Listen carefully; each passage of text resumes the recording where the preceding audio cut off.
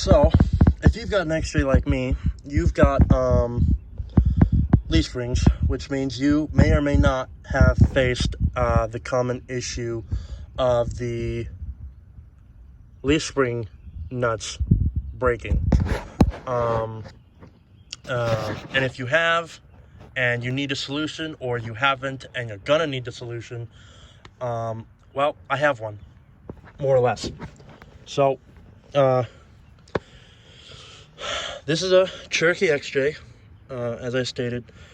This particular one is a 1993, so it's 28 years old. And a lot of these, they all have the exact same design.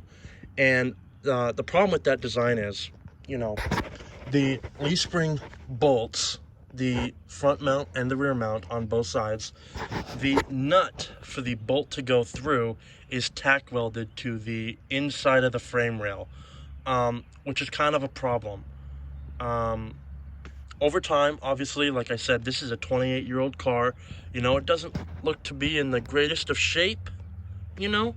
Wasn't taken care of very well, even by me.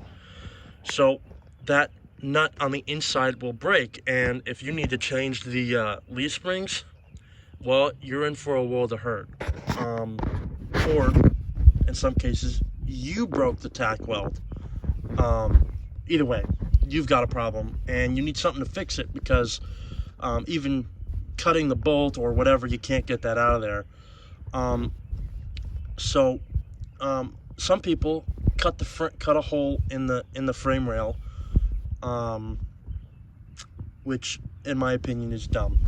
So instead, what you can do, and this is what I did, is you can come in here, and you can do this on the 2-door or the 4-door, because it's the same. So you lift up the rear seat, and you notice I've cut a hole in the floorboard. This part, you know, doesn't matter. This isn't structurally important if you cut a little bit out. I mean, look, you've got a hole there for me. I had to do this to both sides. So what I've done is I cut a hole in the floor, obviously, and I was able to reach in there, and after I cut the bolt on the outside, I was able to reach in, take up the piece in there, and then I used a Dremel tool to widen this hole out, because that way I could fit what I needed to in there. And that, obviously, I haven't cut the frame at all, so no structural integrity is lost, and it's all good. And I've done it to both sides, as you can see.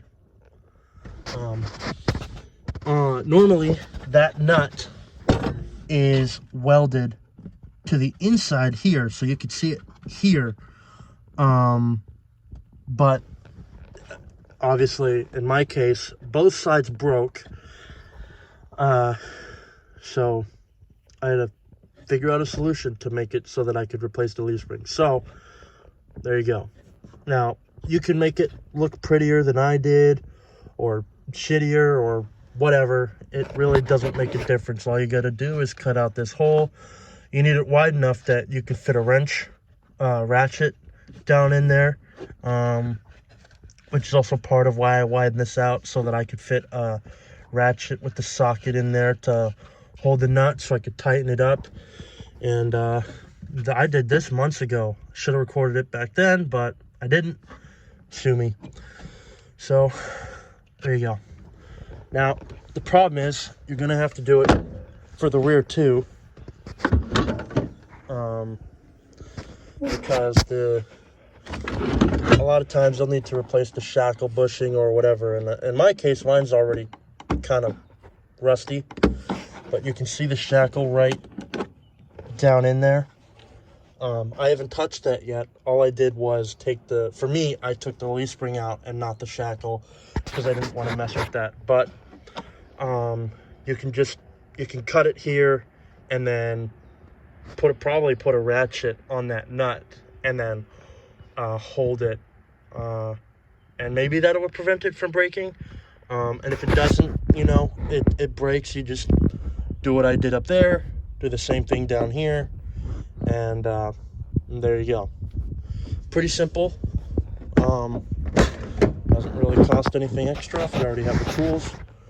And that'll save you a lot of headache, especially if you know it ahead of time, or you have this problem now and you need a solution. So there you go.